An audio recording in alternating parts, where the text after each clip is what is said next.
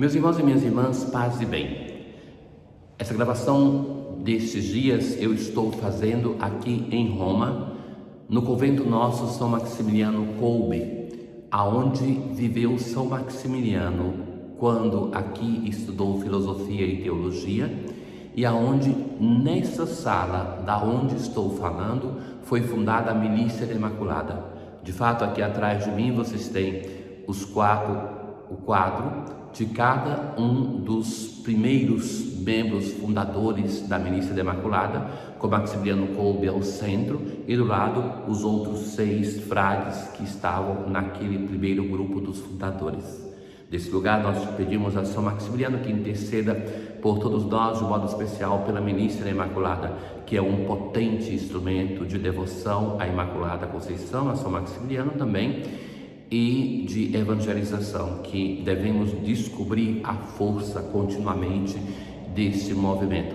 Aqui nessa casa onde estou é aonde está a sede internacional da Milícia da Imaculada, e tem essa parte do convento que é aberta à visitação pública para aqueles que são devotos de São Maximiliano, que são membros da Milícia da Imaculada, que podem chegar aqui, bem como na capela destinada à oração, à devoção a São Maximiliano, e a viver também o momento da Milícia da Imaculada. Nós hoje encontramos na primeira leitura do profeta Jeremias um gênero literário que nós já encontramos em outros profetas, que é Rib, a palavra hebraica, para dizer de um julgamento, aonde Deus está chamando o seu povo a um juízo para dizer o que é que o povo de Deus está sendo acusado. Então, para falar desta relação com o povo, Deus compara Israel, sobretudo a cidade de Jerusalém, a uma jovem apaixonada. Lembro-me de ti, da afeição da jovem, do amor da noiva. Quando me seguias no deserto, as primícias eram como as primícias de uma colheita. Eu vos introduzi numa terra de pomares. Então agora Deus começa a falar do benefício que fez para com o povo de Israel. Tirou esse povo da escravidão do Egito, percorreu o deserto, uma terra de pomares. E vós contaminastes o país. E agora quem são os principais responsáveis por essa contaminação, por essa infidelidade ao Senhor? E vai dizer, os sacerdotes. Depois os versados na lei, que são os escribas, doutores da lei, os chefes do povo, os profetas, todos aqueles aos quais cabia fazer com que o povo de Deus não perdesse a fidelidade ao Senhor, todos eles foram os primeiros que não seguiram o Senhor e que foi conduzindo o povo para uma experiência de infidelidade e de pecado. Lembram que nesse gênero literário Rib se chama sempre alguma testemunha? A testemunha chamada aqui são os céus.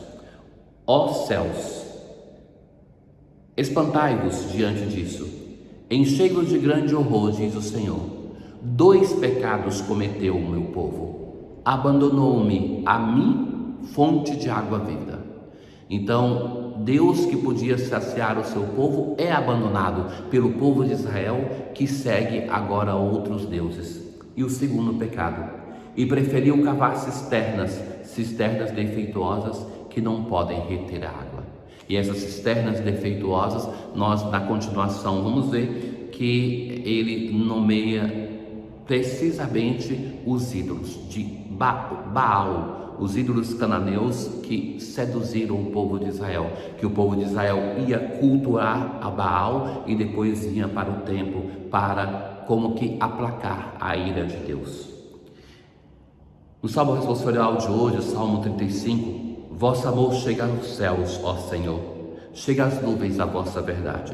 O salmista contempla a grandeza de Deus e vai nomear claramente quais são aquilo que para ele chama a atenção em Deus.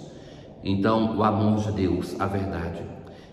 Quão preciosa é, Senhor, vossa graça. Na abundância de vossa morada, eles vêm saciar-te de bens. Vós lhe dais de beber água viva na torrente das vossas delícias. Aqui então vem como eco, o Salmo se presta a uma oração, a primeira leitura anuncia, e do Salmo nós rezamos aquilo que nós escutamos. Então, assim como Deus se compara a uma torrente de água viva, então agora o salmista vai dizer: vós lhes dais de beber água viva nas torrentes das vossas delícias. Pois em vós está a fonte da vida, e em vossa luz contemplamos a luz.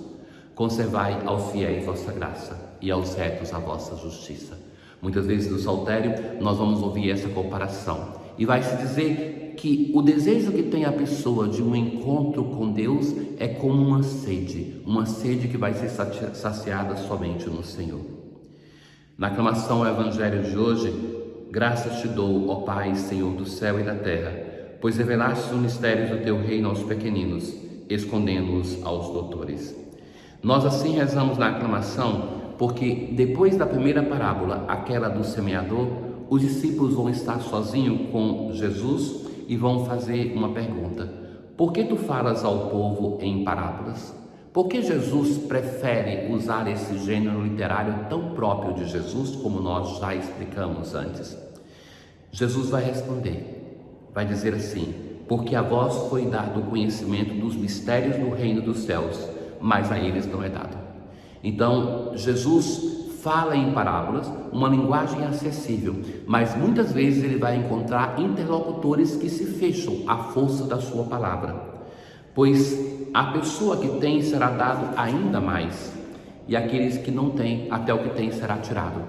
Parece-se um modo injusto de Deus agir, mas Deus não está dizendo aqui, Jesus, que Deus tira da pessoa. Mas vejam, quantas vezes na vida de igreja a gente vê aquela pessoa até que humanamente não tem tanta formação. São Francisco se chamava iletrado e ignorante, mas na medida que vai se aproximando da palavra de Deus, que vai deixando se transformar, essa pessoa adquire uma sabedoria de vida, uma capacidade de discernimento que se torna mais sábio do que aquelas pessoas que são doutas aos olhos do mundo. Então, na medida que nós cuidamos da nossa formação, da nossa espiritualidade, nós vamos crescendo, vamos aumentando o nosso conhecimento, vamos nos aproximando de Deus. Então, por isso que Jesus vai dizer: aquele que tem vai receber ainda mais, e aquele que não tem, até o que tem é tirado.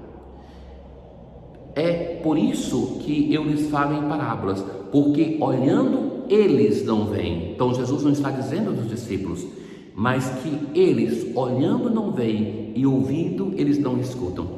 Então a parábola, de um certo modo, é uma revelação, mas também de algum modo escuta. Sabe quando a gente ouve dizer de revelação, por exemplo, a revelação de Deus na palavra de Deus, a gente pensa que revelação é manifestação, Deus está dizendo tudo. Mas a própria raiz de revelação quer dizer velar-se de novo, esconder-se ainda mais. Então, se por um lado Deus nos diz quem Ele é, mas Ele permanece sempre como Deus. E o aproximar-se de Deus é ter uma certeza: eu sou atraído por essa força, quero conhecê-lo sempre mais. Mas quanto mais eu conheço, mais me apercebo que eu estou diante de alguém tão grande, de algo que é tão imenso, que permanece sempre um mistério, permanece algo que é revelado. Então, Jesus vai citar o profeta Isaías: havereis de ouvir sem nada entender, havereis de olhar sem nada ver, porque o coração deste povo se tornou insensível. E agora Jesus vai dizer uma bem-aventurança: felizes sois vós, porque vossos olhos veem e vossos ouvidos ouvem.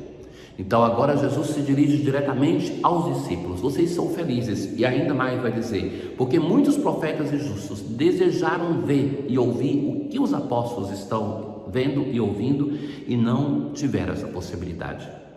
Nós podemos fazer uma comparação ainda maior, que os apóstolos desejaram ver e ouvir, mais do que viram e ouviram, que já foi tanto, porque nós temos a possibilidade de compreender muito mais a revelação depois de tantos séculos, e a nossa experiência é ainda maior do que aquela dos apóstolos.